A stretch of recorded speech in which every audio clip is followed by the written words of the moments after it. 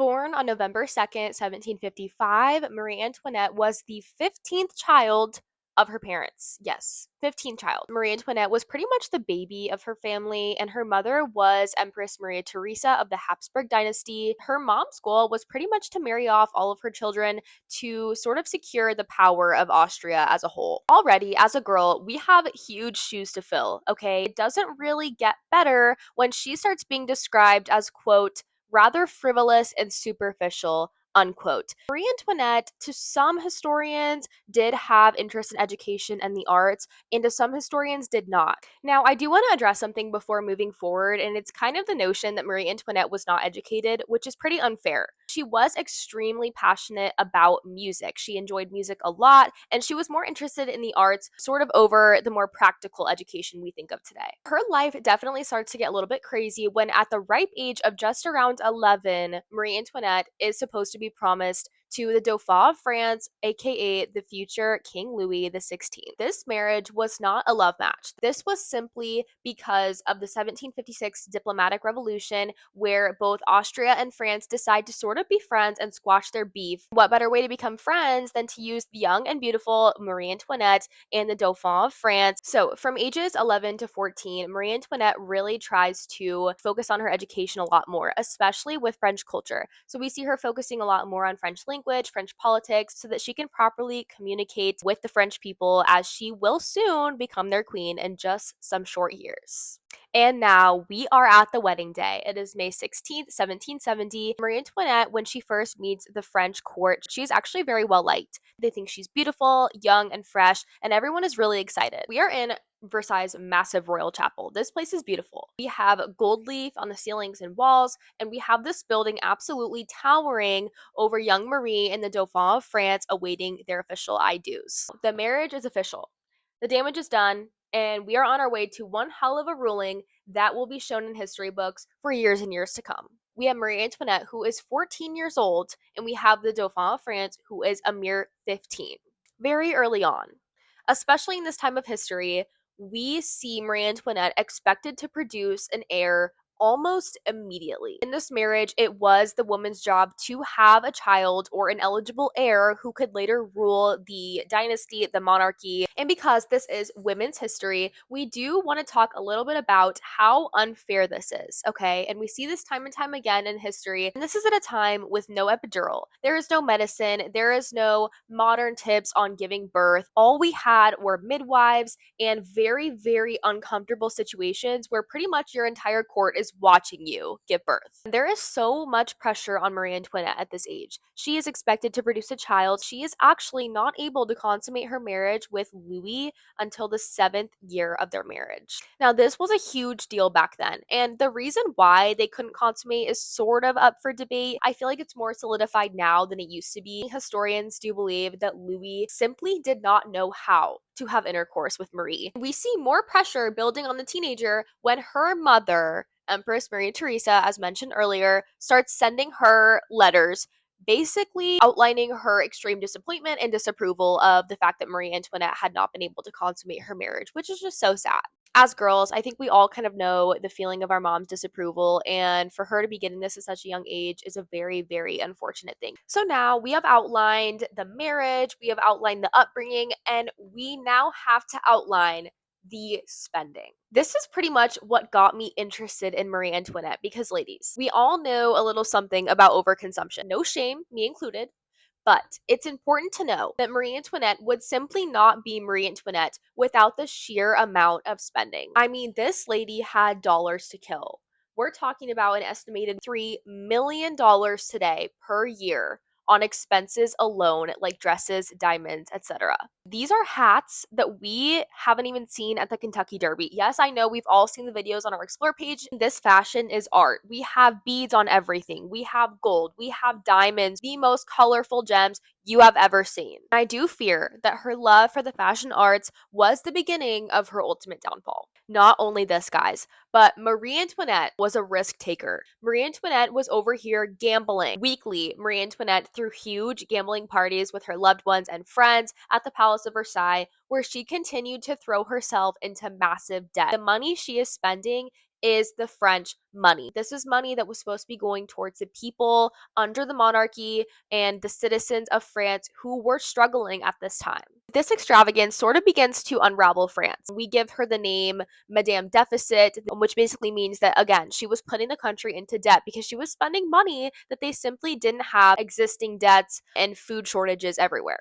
So the town begins to talk. Pamphlets are flying off the walls, and people are really upset that the money that is supposed to be going to them to basically survive is being spent on lavishness by the lady who was supposed to be supporting them. During her ruling, while a lot of things did go wrong with Marie Antoinette, we do see some accomplishments. I feel like they are definitely overlooked. Marie Antoinette was the honorary president and the honorary founder of a maternity society, meaning that she provided monetary relief, she provided resources, food, etc., to unwed mothers, which at the time obviously was very against the social norm and the religious expectations of France. The organization provided an estimated $1,600 of funds for women each month. She really did have sort of a soft spot for mothers, as she was later a mother herself in her life, sort of empathy towards women with children. Now, do accomplishments like this one outweigh the wrong that she did? Is kind of the whole reason of this podcast. We're debunking fairy tales and we're talking about what really happened, factual evidence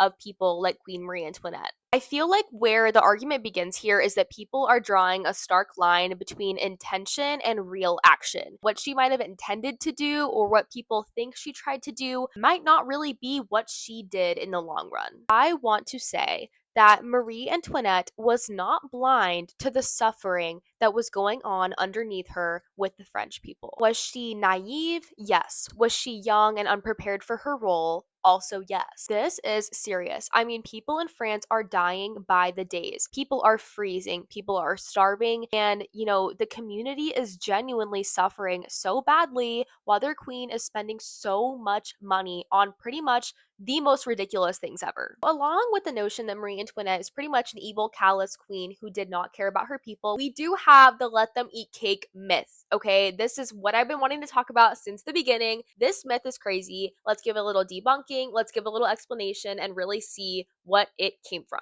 This quote actually didn't even come from Marie Antoinette. It came from a philosopher and a writer named Jean-Jacques Rousseau. One of his published works called Confessions, Jean-Jacques Rousseau says a quote that translates to let them eat brioche, which brioche is basically a buttery pastry bun, so it's definitely not the cake we imagine today with frosting and sprinkles. This quote is first seen in Jean-Jacques Rousseau's work when Marie Antoinette is literally 9 years old, okay, which means she's still a little princess scurrying around her castle in Austria before she even was promised to Louis of France. So now that we've debunked one of our most important myths, let's get into motherhood, because a lot of people forget and, overshadow the fact that Marie Antoinette was a very good mother to her children. Marie Antoinette had 4 children total. We have Marie Therese, who was actually sadly the only child to survive up into adulthood. We have Louis Joseph, who died as a child. We have Louis Charles, who actually sadly died in French captivity later on during the Revolution. And then we have her youngest child, Sophie, who died as an infant. Marie Antoinette was known to actually be quite a caring mother. She was very well respected in her maternal roles. She had great instincts when it came to her children. France's hatred for her as a queen really overshadowed the work she did for her children and the work she did to protect her children.